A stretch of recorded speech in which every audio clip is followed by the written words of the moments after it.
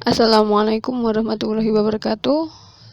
Kami dari kelompok 5 pada mata kuliah pengembangan kurikulum PAI, kelas PAIN dengan anggota Zakiatur Rahmah akan mempresentasikan mengenai pendekatan-pendekatan dalam pengembangan kurikulum PAI.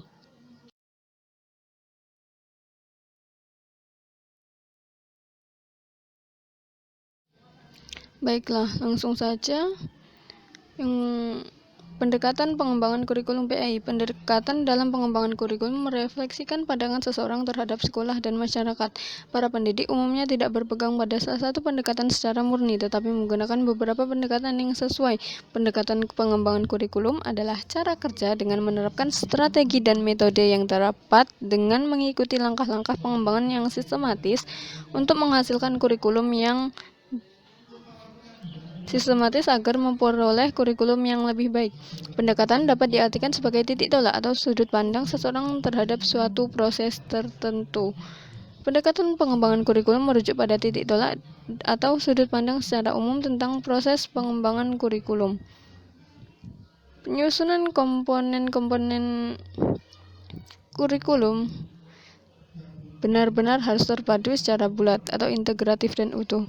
Pengembangan kurikulum merupakan rencana yang dilakukan di setiap lembaga pendidikan yang dimana perubahan-perubahan ini dilakukan untuk membawa peserta didik ke arah perubahan yang diinginkan, serta menilai sejauh mana perubahan itu terjadi pada diri peserta didik.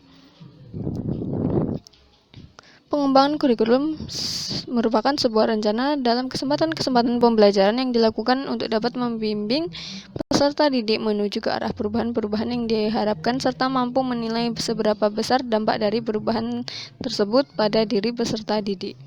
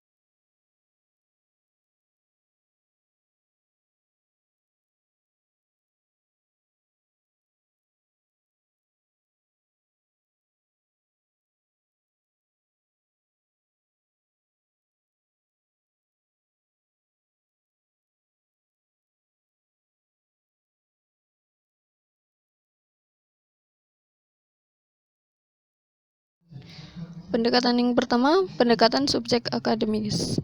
Pendekatan subjek akademis dalam menyusun kurikulum didasarkan pada sistematisasi disiplin ilmu masing-masing, seperti mata pelajaran akidah, akhlak, Quran, hadis, FHI, dan lain sebagainya. Pengembangan kurikulum subjek akademis dilakukan dengan cara menetapkan lebih dulu mata pelajaran yang harus dipelajari peserta didik. Pendekatan ini ada kemiripan dengan pendekatan yang berorientasi pada bahan. Kurikulum subjek akademis memandang kurikulum sebagai proses untuk memperdalam ilmu pengetahuan, sehingga kurikulum direncanakan berdasarkan disiplin-disiplin akademik sebagai titik tolak untuk mencapai ilmu pengetahuan. Pendekatan selanjutnya adalah pendekatan humanistis. Kurikulum berpusat pada peserta didik, serta mengutamakan perkembangan efektif peserta didik sebagai prasyarat dan bagian integral dari proses belajar.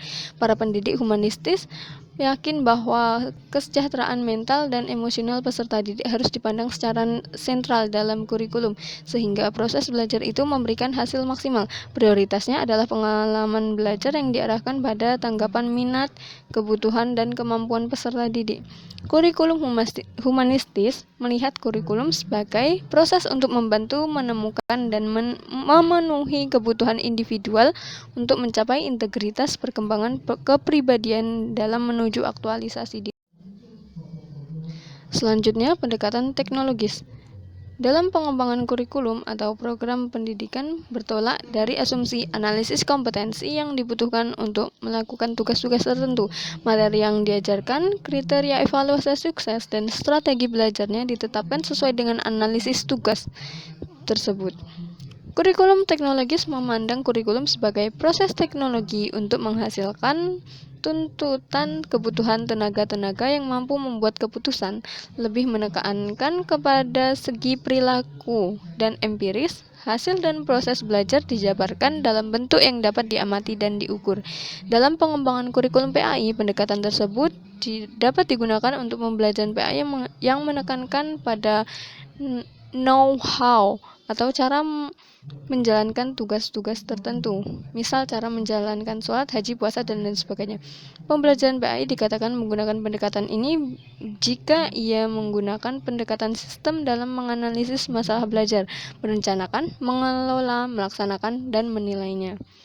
Pendekatan teologis ingin mengejar kemanfaatan tertentu dan menuntut peserta didik agar mampu melaksanakan tugas-tugas tertentu sehingga proses dan rencana produknya diprogram sedemikian rupa agar pencapaian hasil pembelajarannya dapat dievaluasi dan diukur dengan jelas dan terkontrol dari rancangan proses pembelajaran sampai mencapai hasil tersebut diharapkan dapat dilaksanakan secara efektif, efisien, dan memiliki daya tarik.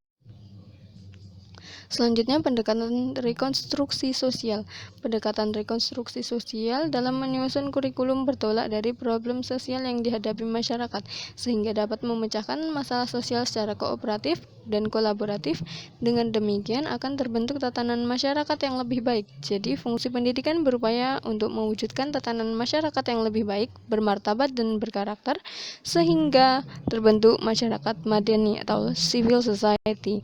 Kurikulum rekonstruksi sosial melihat kurikulum sebagai alat untuk membekali anak didik dengan keterampilan-keterampilan yang dibutuhkan untuk mencapai tujuan dan perubahan sosial. Tanggung jawab utama kurikulum tersebut adalah untuk memperbaiki keadaan sosial untuk menuju masyarakat yang lebih baik. Baiklah, cukup sekian. Apabila ada kurang dan salah kami mohon maaf. Terima kasih. Wassalamualaikum warahmatullahi wabarakatuh.